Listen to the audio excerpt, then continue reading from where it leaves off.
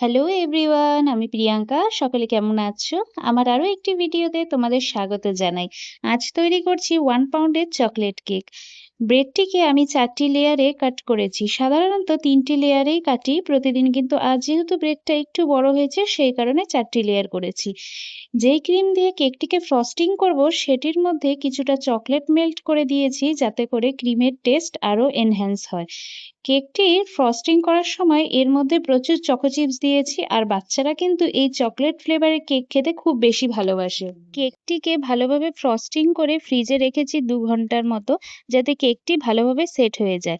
এরপর কেকটিকে ভালোভাবে ক্রিম দিয়ে কোট করে আবারও ফ্রিজে রেখে দিলাম। আর আমি চললাম স্টিকার প্রিন্ট আউট করাতে, কারণ আজকের কেকটি আর্ট থিমে হচ্ছে, মানে যার জন্য কেকটি সে আর্টিস্ট।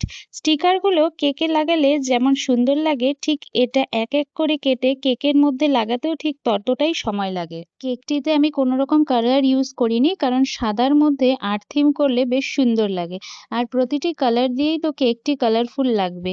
এক এক করে সব স্টিকার লাগিয়ে নিলাম কেকে। কিছু কালারফুল সুগার বলও ইউজ করেছি।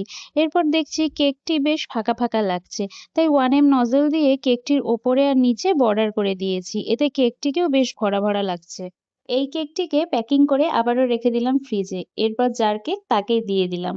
তো আজকের ভিডিওটা কেমন লেগেছে তোমরা জানিও। আবার দেখা হবে নেক্সট ভিডিওতে। বাই।